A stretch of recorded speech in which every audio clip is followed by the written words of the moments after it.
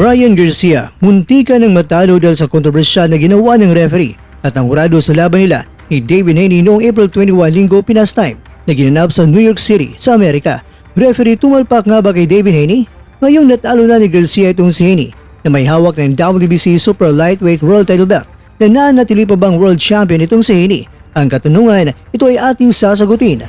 Luis Nery, paglapag sa Japan, dinumog agad ng Japanese media. Nery nag-angas agad at sinabing pababagsakin niya ang undisputed Super Bantamweight World Champion na si Naoya Inoue. Ito po ang mga nilalaman ng ating kwentuhan, kaya tara, kwentuhan na!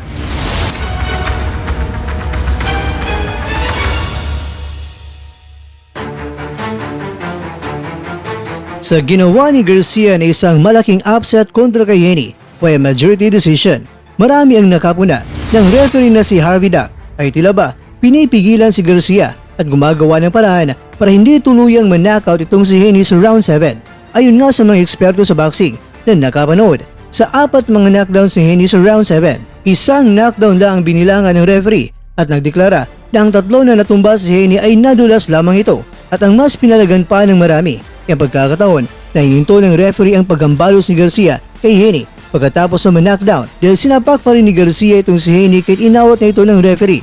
Pero ang mas malala nito ay kaagad binigyan ng 1-point deduction itong si Garcia e hindi man lang binigyan ng warning muna. At syempre, ito ay isang ginintuang pagkakataon. Itong si Haney ay may ilang segundo makakapag-recover pa. Ang malala pa nito, kahit si Haney ay ilang beses nang halos niroromansa itong si Garcia na sa todo yakap niya dahil ayaw na mapabagsak ay hindi man lang binigyan ng referee ng warning o deduction din. Ilang beses na ginawa ito ni Haney sa laban nila ni Garcia. Pero ganun pa man, maswerte at syempre magaling din si Garcia dahil kahit na ninakaw man ang pagkakataon sa kanya na pwedeng manakaut itong si Haney sa round 7 at tapos na sana ang laban nila. Pero dahil sa ginawa ng referee ay tila ba ninakaw ang pagkakataon ito. Ganun pa man, nagawa pa ni Garcia na pinabagsak si Haney sa round 10 at round 11 na nagbigay sa kanya ng tagumpay dahil ang dalawang mga hurado ay nagbigay ito ng 115-109 at 114-110 pabor kay Garcia at ang isang hurado naman ay kontrobersyal dahil nagbigay ito ng 112-112 tabla. Kaya ayon sa pahayag ni Garcia, dapat sa round 7 ay pinahinto na ng referee ang laban dahil talagang sa puntong iyon, itong si Haney ay talagang nasaktan sa parusang natanggap niya. Kaya talagang ang ginawa nilang ni Haney ay todo yakap na lang. Kaya sa panahon nagagawa pa ni Garcia na sumuntok dahil sa todo yakap ni Haney ay aba ginagawa niya ito. Kaya yun tuloy, walang warning deduction agad. Pero itong si Haney, kahit na todo yakap para hindi lang tuluyan na manakaut, ay hindi man lang ito binigyan ng warning ng referee.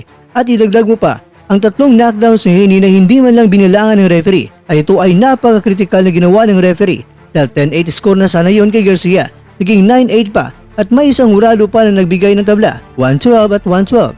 Pero sa mga nagtatanong kung ang WBC belt ba na hinawakan ni Haney ay magiging bakante ito dahil natalo siya sa laban, ang pahayag ng WBC President na si Mauricio Sulaiman dahil nag-overweight si Garcia, ang titulo ay mananatili pa nito kay Devin Haney. Si Haney pa rin ang WBC Super Lightweight World Champion. Pero pa man, hindi napigilan ng mga bigating mapangalan sa mundo ng sports at nagbigay sila ng kailang mga samot-saring mga reaksyon sa ginawa ng referee sa laban.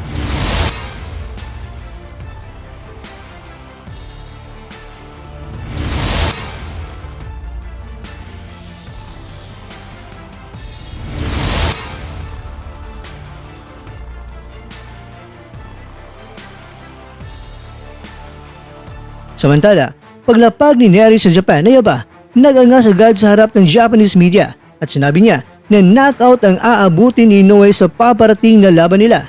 Ipinaliwanag ni Nery kakwento na nasa Japan na siya mga 2 weeks before the fight para madaling makapag-adjust ang kanyang katawan para hindi na naman magkakaproblema sa kanyang timbang.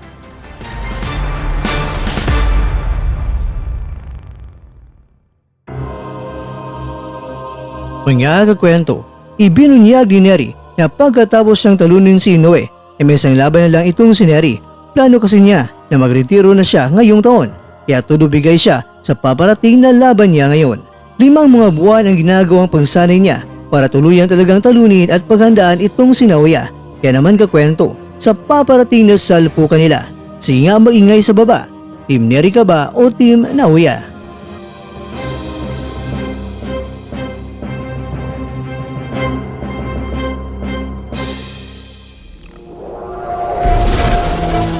At dyan, nagtatapos ang ating kwento.